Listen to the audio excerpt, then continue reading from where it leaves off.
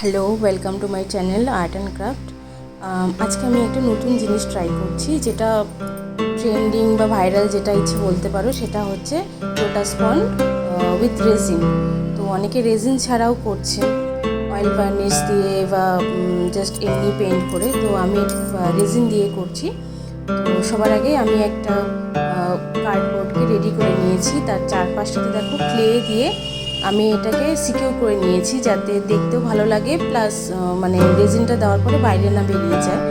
তো আমি ক্লে দিয়েই সব কিছু বানিয়েছি, মানে ফেভিক্রাইলের যে মোল্ডেড ক্লেটা আছে সেটা দিয়ে আমি পদ্মের পাতা এবং নৌকাগুলোও বানিয়েছি। আমি এখানে দুটো নৌকো বানিয়েছি। আর বোর্ডটাও আমি আগেই পেন্ট করে রেখেছি। পেন্ট করে কিছু ছোটো ছোটো মাছও আমি এঁকে দিয়েছি। দেখো, এগুলো আঁকলে কী হয়, জাস্ট দেখতে ভালো লাগে আর কিছু না।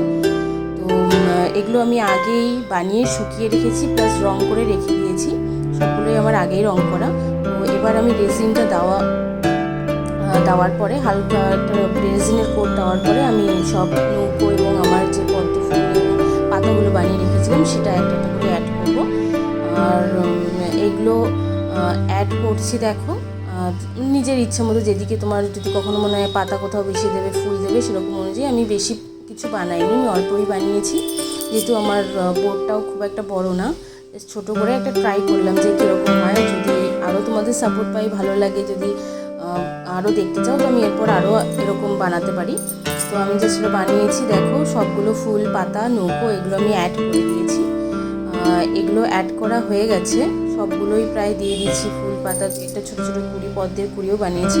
এরপর বাকি যে আমি অল্প একটু রেজিন রেখেছিলাম সেটাকে এবার আমি এই উপরে দেব। এরপরে কী হবে, যে পদ্ম পাতার উপরে দিলে একটা হালকা ওয়াটার ড্রপের মতো লাগবে দেখতে। তো সেই এফেক্টটা আনার জন্য আমি কিছুটা রেখে দিয়েছিলাম। এবার হাত দিয়েই আমি এটাকে একটু ছড়িয়ে দিলাম, দেখতে ভালো লাগবে। কেউ যদি চাও এফেক্টটাকে, জলের এফেক্টটাকে আরও ভালো মতো দেখানোর জন্য, তাহলে একটু হালকা শুকিয়ে যাওয়ার পরে নৌকোর পাশে একটু এফেক্ট করে দিতে পারো।